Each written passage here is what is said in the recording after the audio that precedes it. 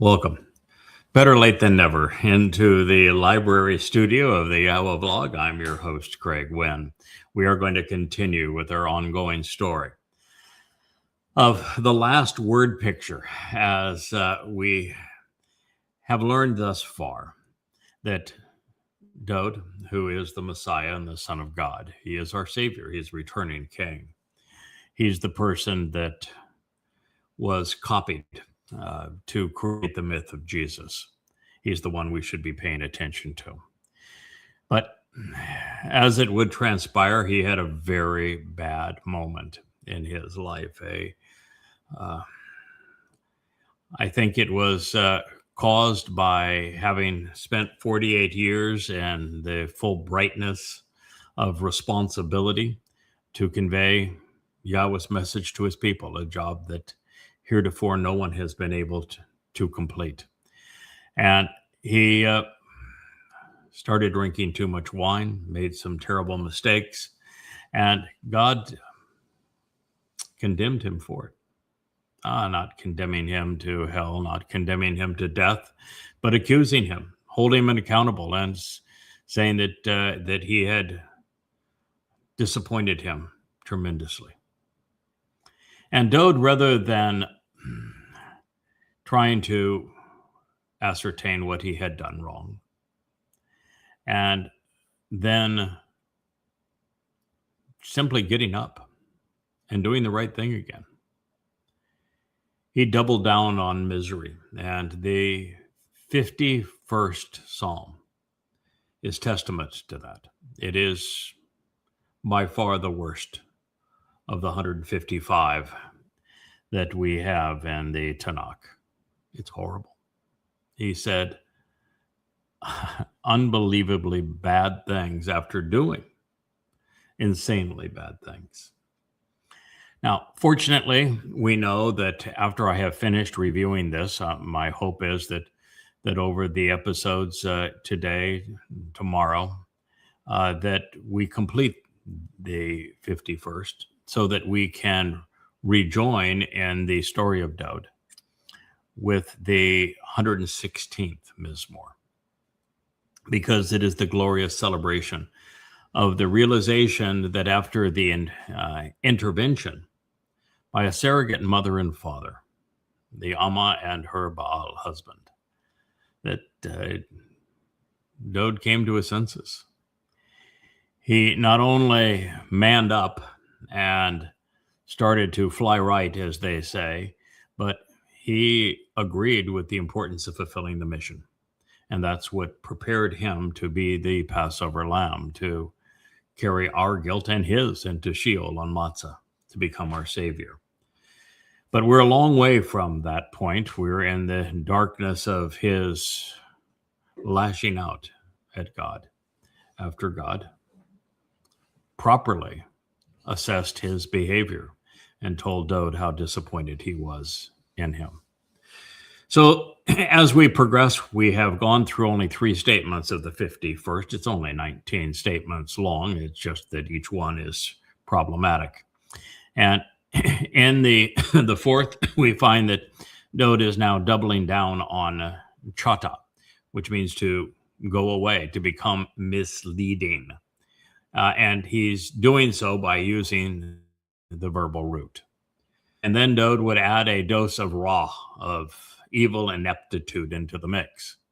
And while the la ata toward you introductory clause was true enough, the la bad ata and only toward you in what follows was not. Toward you and to you alone, I have Chata, been mistaken, incurring the guilt of having gone astray. Chata ane was I was wrong for missing the way, forfeiting the relationship, and bearing the loss, incurring the resulting punishment of failing to accomplish the goal and failing and falling well short of the desired intent. And this raw, evil, malignant, and malevolent thing, this raw, this wicked, very bad, fiercely harmful, and miserably troubling, distressful act in your sight? From your perspective and understanding, I did. So on that account, you may be justified and correct in speaking these words so emphatically for yourself. You are morally superior and justified, even acquitted in your show of judgment. Mizmowr song, Psalm 51:4. So hard to read these words because they are so distressing. Well, Dowd had destroyed his reputation. He had caused the death of many men. He compromised the integrity of the general defending his people. He forsook his role in the covenant. And he became a failure as a leader of God's people while undermining the credibility of everything he has said and done. And he would have us believe that the only one he failed was God. Well, let's start with adding one more to that list. How about himself? And if we want to be accurate, how about all of Israel then and now? The raw evil and wicked thing that Dowd did was no longer just in the sight of God, because, well, now he has become infamous for it. He had destroyed and buried himself, and he was rotting in his grave, according to Peter and Paul, because, well, they had every reason to assume that to be the case after this terrible ordeal. And then Akiba felt at liberty to replace Dowd with the likes of Bar Kokhba, the son of a star. The Son of God was at this moment, and the immediate future as well, a bomb, a deadly and diabolical libertine. And yet Dowd is inferring that God was being too critical of him, judging him too harshly by an unfair standard. It's like saying, just because you're perfect doesn't give you the right to impose your morality on the rest of us. Huh? You sure you want to talk about that? By stating both verbs in the infinitive, the king is claiming that God was being overly dramatic, too emphatic. This is further underscored by Zakah, which implies that Dowd believed that Yahowah may have been justified on the account of him being morally superior. And no matter the implications, the plain reading of these words overtly state that Dowd was absolving Yahowah of guilt for having judged him.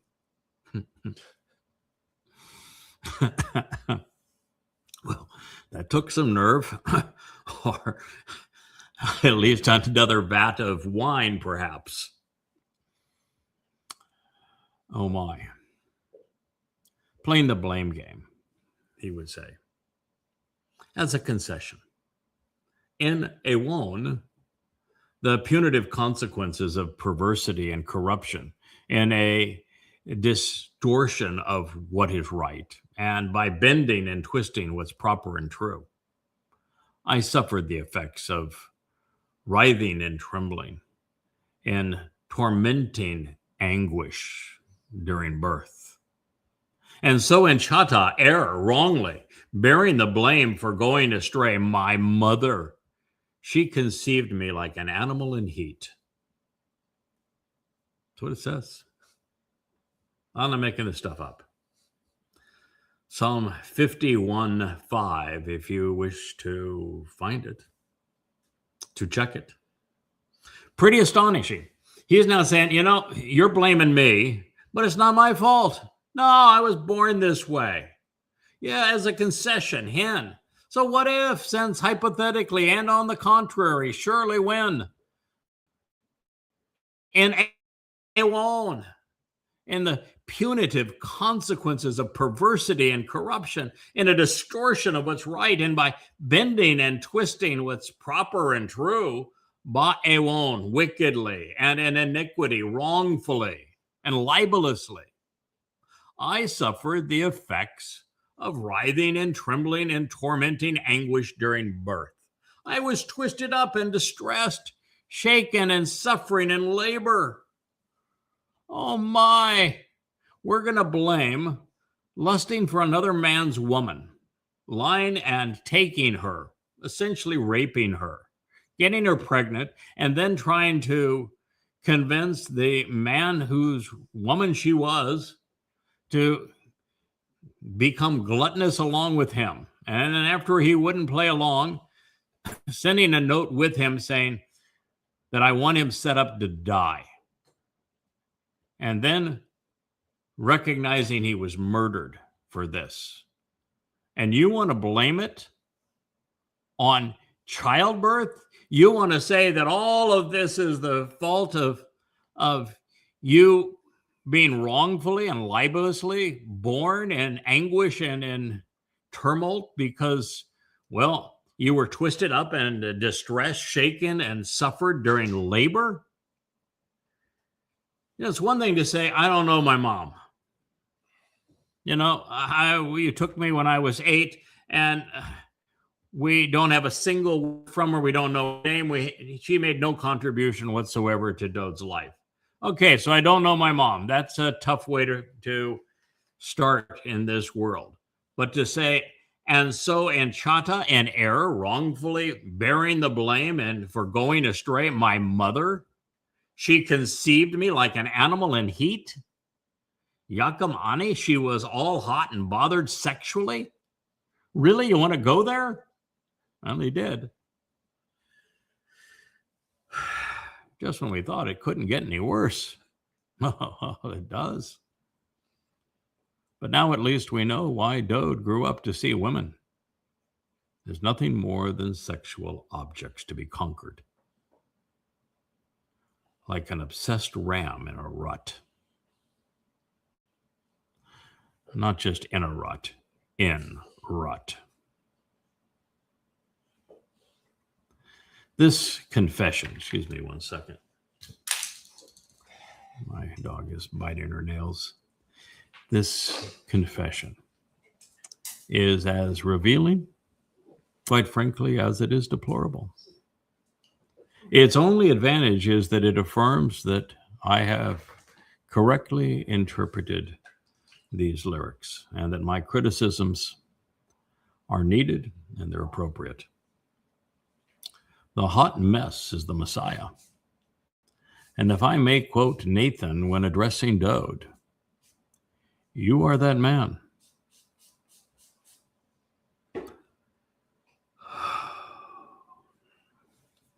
This inappropriate and derogatory denouncement of the mother he barely knew helps explain why the wayward king was so stunned when he met the Amma, Yahweh's Amma, Leah, a woman who was brighter than she was beautiful, and more beautiful because of her brilliance. He had never met anyone like her, and immediately accepted her as his surrogate mother. But that was still, well, at least a decade from this event. As painfully obvious as it is that Dowd is trying to obfuscate responsibility, he has come to model Yisra'el. Like Dowd, they also blame God for everything. By comparison, my parents were between horrible and useless, as were Leahs. And yet we are better off for having overcome them. Likewise, Dowd should have risen above his and used his independence and success as a springboard towards character development. I did. Leah did. He could have as well. He should have. as well. There is no transmission of impropriety through our genes. The sperm and egg making the life connection do not care if the sex that united them was boring or passionate, loving or hateful. Our soul is neither enhanced nor encumbered by the quality of intercourse or the nature of the relationship that led to its inception. So, while it's true that Dowd was deprived of a loving and supportive father and mother, at least up to the point of our intervention, it is also relevant to note that he had Yahowah and his Ruach to guide him and to protect him. It does not get any better than that. They have served as our mother and father, both for Leah and I. Now, sadly, the 56, I should say, year-old king, well, he was trying to blame his stealing of another man's wife and having killed him on anguishing labor, as if he were somehow traumatized and handicapped morally because of it. He is even suggesting that he shouldn't have even been born, as if his entire life were a colossal mistake. Boy, he is wallowing in depression. This makes Dowd irrational at this moment, even immoral. Quite frankly, bordering on insane. Was it the mounting pressure of the job? Or is it now the alcohol speaking? Or simply the consequence of depression? If not for the intervention presented in the last mashal, Proverbs 31, humanity would have died in the midst of this stupor. Had Yahowah not resolved this crisis of character with the chosen Messiah and his son, there is no chance whatsoever that Dowd would have been sufficiently trusted by God to fulfill Chag Matzah. Can you imagine dispatching this brat to do so? He would never have made it out of Sheol. He wouldn't even have known that it was his mission to fulfill. Dowd, of course, continued to bury himself, and considering what followed him as a concession, what if, since hypothetically and contrarily, the last time. Well, I shudder to think how our king will incriminate himself this time. Buckle your seats belts. Hypothetically and contrarily speaking, surely the conformity and reliability, the honesty and truth you seem to want, that you delight in and favor, is in the unknowable core of a person. It's hidden in the recesses, besmeared, overlaid, plastered over. The capacity to understand and the mental aptitude you perceive somehow exists within me. You seem to know of me and have regaled regarding me is all secreted away. It's inaccessible and it's concealed inside of that which is hidden and completely closed off. Mizmowr song, Psalm 51:6. Well, by this time in his life, he's 56 years old. He's heard Yahowah say a lot of wonderful things about him. And he's saying, God, nah, you're wrong. All of this that you speak of, this conformity, this reliability, this sense of integrity and fidelity, morality that you seem to want, that you delight in, that you favor, well, it's unknowable in the core of any person. It's hidden. It's overlaid. It's plastered over. He's saying it's not possible for anyone to live up to God's expectations. And then, pursuant to himself, he says the capacity to understand, the mental aptitude, the chokmah, the intellectual agility, the cerebral prowess, the discernment and wisdom you perceive within me. You seem to think that this exists within me and it's revealed regarding me. Well, it's secreted away. It's inaccessible. It's concealed inside of that which is now hidden and closed off. It's blocked off, sealed up, and shut down. Well, I would say that's thrown in the towel, isn't it? You're saying, God, you're wrong about me. You're wrong about people. You're wrong about me. Now go away. Now, since Hen introduces a hypothetical with potentially conflicting messages, one would be naive to think that Dowd was using the imperative mood any differently all of the time it's been used up to this point when projecting thoughts on Yahowah. As I have shared, the imperative mood has three potential meanings. It is either an expression of second-person volition, which you're saying, this is what you, and he's speaking to God, this is what you want, this is what you have decided upon. It's an imperative, meaning it's an order. You must do the following. You are compelled, you are ordered, you are commanded. And that's not a very good approach when you're speaking to God, particularly in the position Dowd was in at the moment.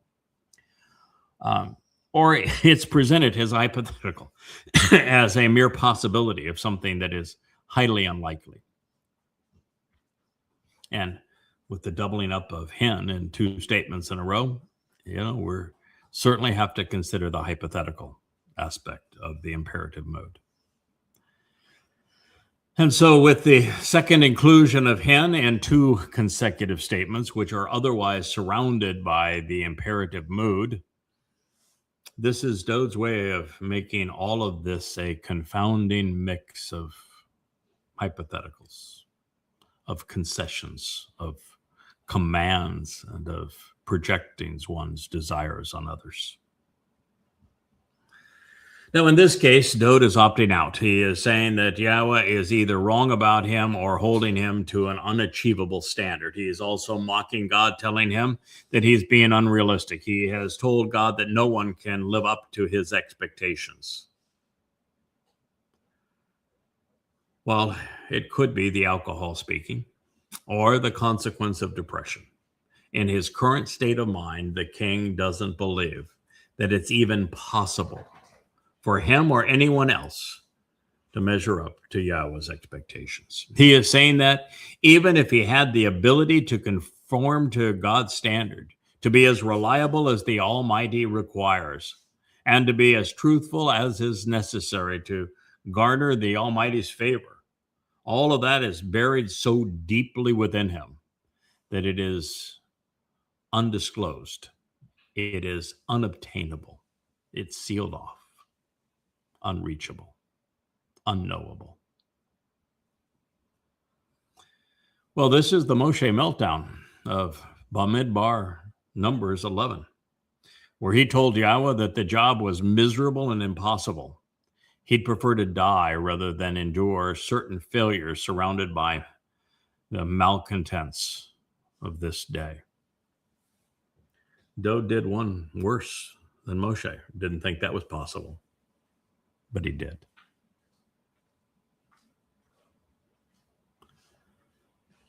There are two startling differences, however, and they're important, and they're not flattering. First, it was the egregious behavior of the Israelites that had frustrated Moshe, who was of exemplary character, while Dowd had brought this on himself. And second, Moshe didn't say that he was inadequate or improperly prepared, but that the job was impossible because of the onerous nature of the Israelites. But here, Dowd is saying that he does not have the mental acuity to perform at the level that God expects.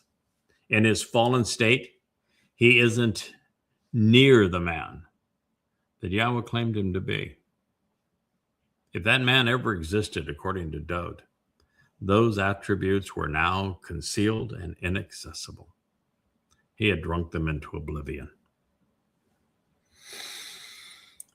In this way, Dowd was being very Israeli, unable to admit that he had been dreadfully wrong.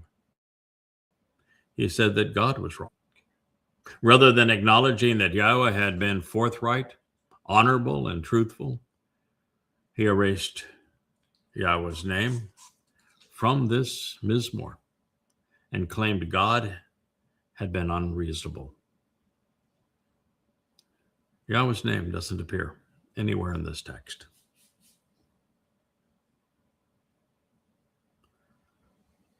Aggravating this problem, it was Yahweh, who was currently unseen and unavailable.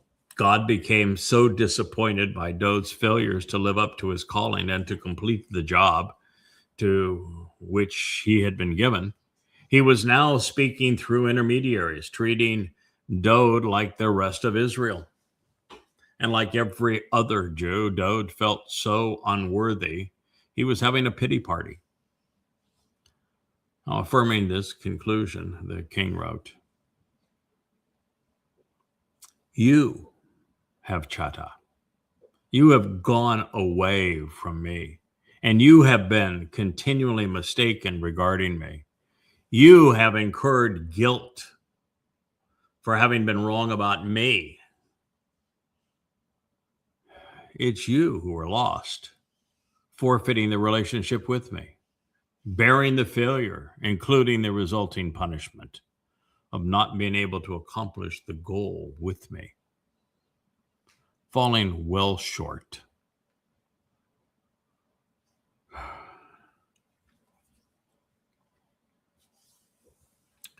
With Hyssop, I will be cleansed. I'm going to be restored. You're going to launder me. You will wash me. I will become whiter than snow. 51:7.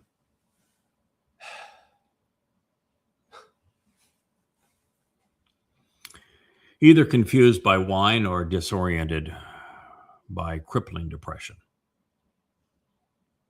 Dowd was flipping the tables and claiming that the God whose name he was too ashamed to even say is now Chata, mistaken.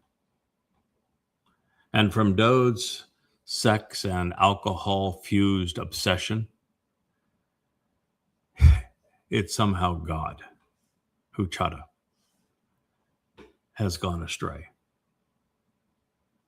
In the twisted mentality of the king, God was Chata, guilty of having been wrong about him. That he was auditioning to become the first rabbi. And after inverting reality, the king embarked on some, rather clever quote mining. He would resolve the mess he had made with some Hyssop. But by doing so, he was taunting God. You see, Hyssop, is first used in Kara Leviticus 12:22, and it's used when addressing how Passover would become the door to life. It's the blood of the lamb that is smeared on the entrance to every home by dipping a bunch of hyssop into it.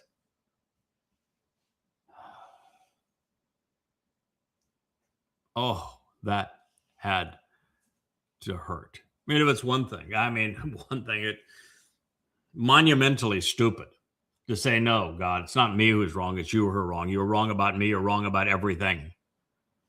You're the one who forfeited this relationship. And because you forfeited the relationship, you aren't going to get what you want. And then to say, but with hyssop, you're going to scrub me clean. You're going to be my laundromat using hyssop. He read the Torah. He knows when hyssop is used.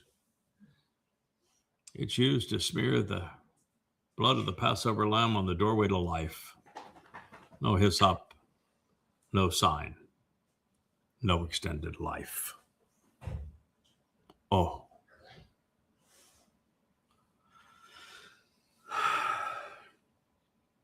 Boy, this relationship needed resolution. No lamb, no blood, making that less than an ideal solution, but there were other options. For example, in Korah, Leviticus 14, 4 through 6, and 49:52, hyssop is presented as a way of purging the stigma of leprosy, both in a man and in a house. And Dowd would have known all about the attempted subversion of Moshe's credibility as Yahweh's spokesman by his sister, Miriam, embittered, and how that resulted in her being afflicted with leprosy and disowned. So Dowd was rubbing this into. You couldn't even keep the first family together. Therefore, just because he is currently stigmatized, leprous from God's point of view, well, he would avail himself and his household of the prescribed cure. Hyssop. Who needs God? Just grab some hyssop. We know what it's curative for. Now, by mustering hyssop as the resolution to his current dilemma, Dowd was negating his own claim of dunderheadedness, because that was really clever. Sinister, but clever. Now, apart from this citation, hyssop is only used on 9 occasions, 8 of which are in the Torah. I think it's actually 7 of which are in the Torah. And in this regard, a particularly interesting use of hyssop, is found in Bamidbar, Numbers 19:6 and Numbers 19:17 through 19. This is obviously in conjunction with the Anima Parah. Hyssop was added to the blazing fire of the altar in which the productive bull has been placed to purge the returning remnant of Yisra'el on Towrah, 10 days before Dowd's return as king. The other, by the way, use of hyssop is in connection with Ethan Izraki. He's the man that wrote and delivered the 89th Mizmowr. We're going to learn a lot about him before very long.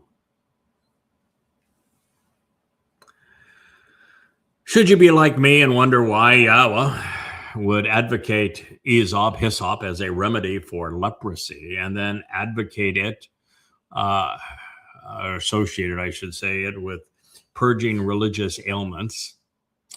Well, you might find it interesting to note that hyssop actually offers a range of potential health benefits, supported by both traditional medicinal use and emerging scientific research. Now, these include, let's go through them. Wow, hey, there it is. Skin health. When diluted, hyssop essential oils are successfully used to treat epidermis infections, even acne and puncture wounds, and it is known to restore disfigured and scarred tissues due to its antiseptic and anti-inflammatory properties. God was right. 2, it's antimicrobial and antiviral, both. Hyssop exhibits strong antimicrobial, antifungal, and antiviral properties. It is used therapeutically to treat all manner of ailments and is even proved to inhibit herpes viruses and to treat respiratory and urinary tract infections. 3, both immune and circulatory.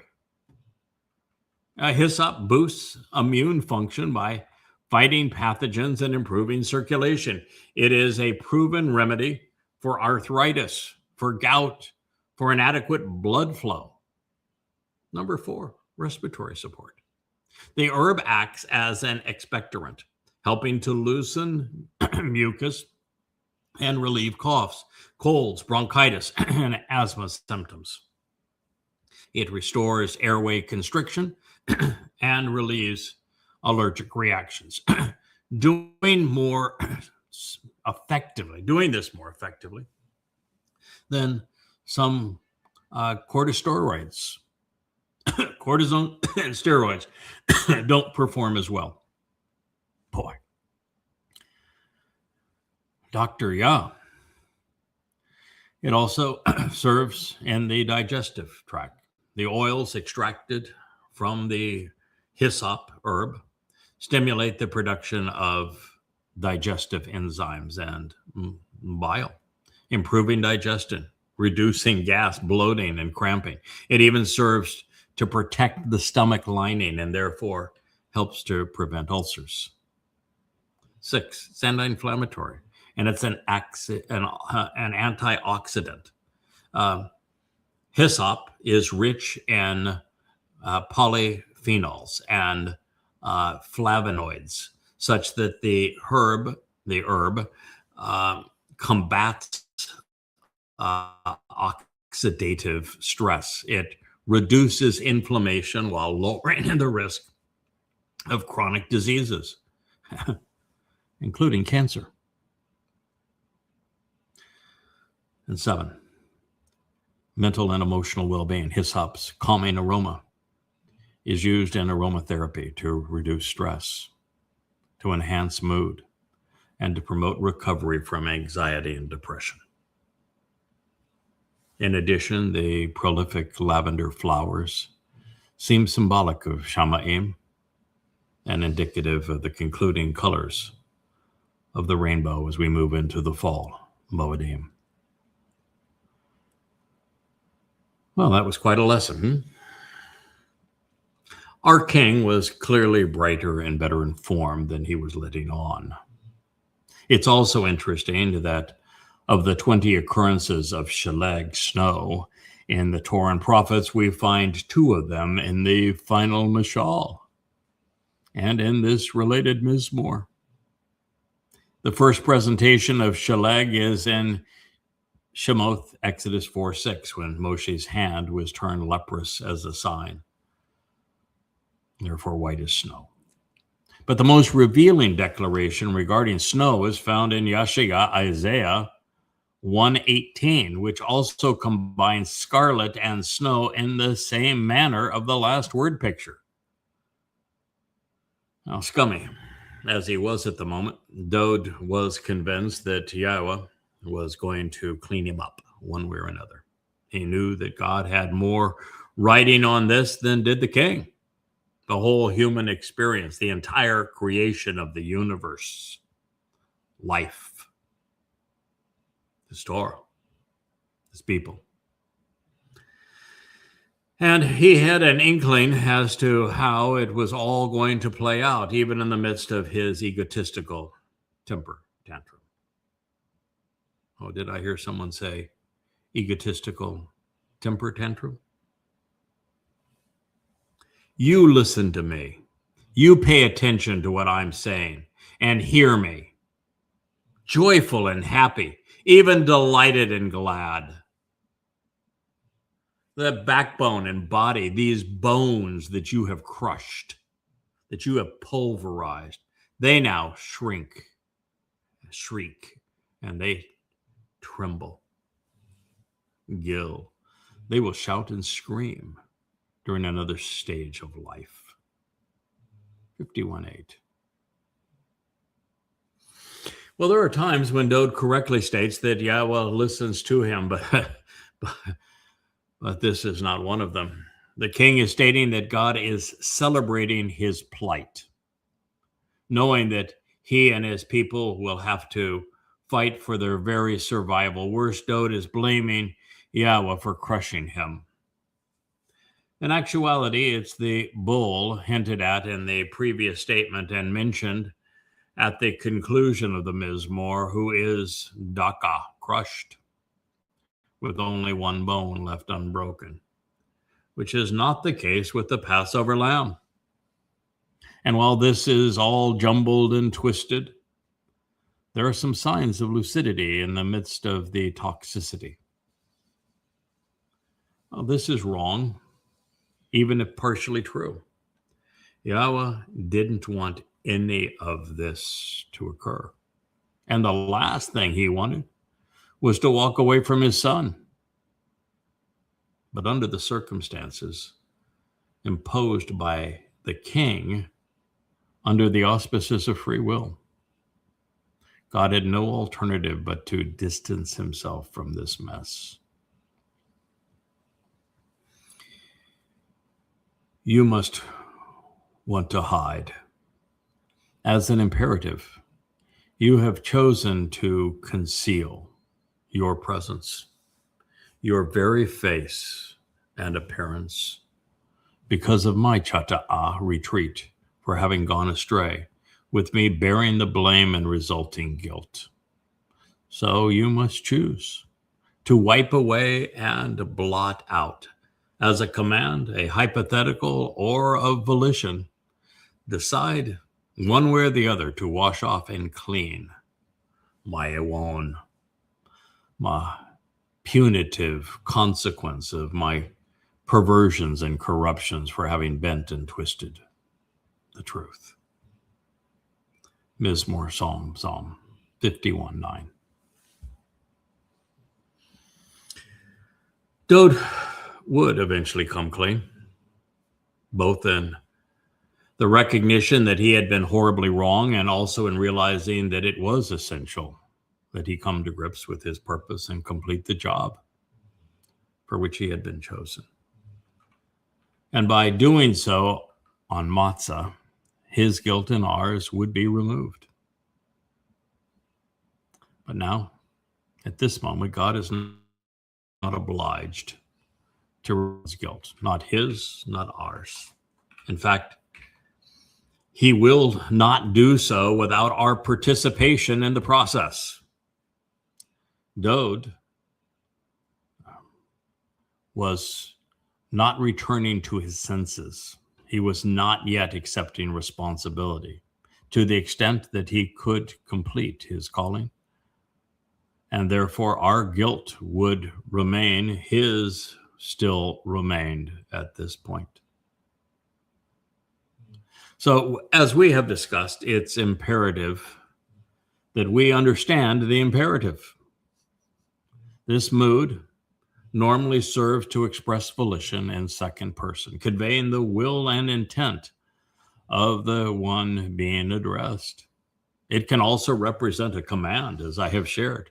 And as the name suggests, creating an imperative where the subject is ordered to comply.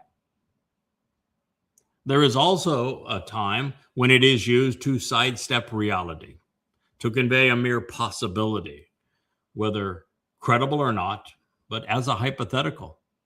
And so in Dowd's current depressed, intoxicated, and rebellious state, all of these must be considered. And in the most favorable interpretation, as an expression of free will, Dowd would be projecting that it was Yahowah's choice, his decision and will, to conceal his presence from the guilt and because of the retreat. Should this be the intent, then Yahowah is being blamed for disappearing, from even from running away from these adverse circumstances rather than trying to resolve them. Then, following along with this approach, Dowd could be saying that it became incumbent on God to wipe all this away. blotting it out, removing the litany of horrid behavior, all to resolve God's dilemma, such that he decided to walk away. However, it is impossible to blot out the fact that Dowd committed these crimes. Obviously, we know all about them. The stigma remains highly visible, and Yahowah is on record saying that there would be severe and ongoing consequences rather than forgiveness. However, Dowd's troubling assessments, they only get worse when interpreted as if they are commands. The king was in no position to give orders to God, and that leaves us with perceiving them as mere hypotheticals, unrelated to reality, and therefore wishful thinking. And while that's better than wallowing in depression, it's hardly the stuff of legends, is it? Unfortunately, there is no resolving this problem. Unlike his opening statements, where we could redirect the mood by changing Dowd's expression to the cohortative, making this a conveyance of his desire, that does not work with, I want you to conceal your presence, would it? That is, unless he actually wants God to look away and to go away. And that would be worse. Yahowah is deeply vested in humanity. He wants us to live up to his expectations and to demonstrate that we can be perceptive, reflective, responsive, and reliable in our inclinations and disposition, especially in our judgment. But this is only an imperative in the sense that if we fail, we're done. And yet, of course, that is on us, not him. It is true, however, that Yahowah found a way to resolve his son's emotional outburst while reestablishing, I should say, a more appropriate sense of right and wrong for the king. And for that, he would dispatch the most judgmental soul in his arsenal, Yada, the parbull. But even then, the Baal, master of pertinent da'ath, knowledge, would not be deployed as an uncompromising judge of character until the despondent son was walked off the ledge by his surrogate Amma, mother. Now, that said, Yahowah wasn't about to bara start over by conceiving something entirely new from scratch. The existing soul would get his act together instead. But this is what Dowd had to say, and we'll conclude our program with this thought. You must choose to create. It is imperative that you decide to fashion and form that which has never previously existed, clean and pure. Judgment, thoughts, and emotions, inclination, and disposition, all for me, God. Then it is imperative that you decide to repair, restoring and renewing by appointing a firm and establishing a steadfast Ruach spirit within me. Mizmowr, Psalm 51:10. I'm going to summarize this, and we'll return to this passage at the beginning of our next program. But here, Dowd is again projecting on Yahowah and saying that, God, you need to start all over. Bara means to create something which has never existed before. You don't bara to improve that which exists. You bara to start from scratch. The first word is bara, and the opening line of the Torah, and God bara, created. Bara, from nothing. Bara. Well, God, Dowd is saying, you need to start all over again. You need to recreate someone with judgment, with thoughts and inclinations, with disposition. So you need to choose to create clean and pure, tahar, majestic and brilliant thoughts and emotions, inclinations and disposition for me. It's not my job to get my act together. It's not my job to become moral and righteous and correct. It's your job. Fix me. And oh, by the way, that spirit you gave me is broken. I need a new ruach. This one I need to be, like more reliable, more stable. So you need to renew that ruach. It's hard to imagine him getting to the place he would say any of these things. But he did. And that makes the intervention by Leah as the Amma and her Baal as Yada among the most intriguing events in all of human history. And of course, we now know that the final mashal, word picture, the 31st proverb, is what Leah accomplished. I have subsequently learned that the person who was touting her, speaking so brilliantly of her, loving her, who actually wrote those words that we have read, it wasn't Dowd. It was me. And I have also learned exactly what it was that I said to Dowd that got his attention, that resolved this mess that he had made for himself, that he was announcing here in the 51st Psalm, that's going to lead to the majesty of the 116th.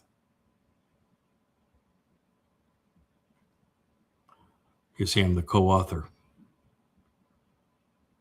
of the song I have loved beyond all others, the 89th Mizmowr. I've learned a lot in the last 2 days, and I look forward to sharing it with you as we progress. Until then, may Yahowah bless and keep you all. Good night.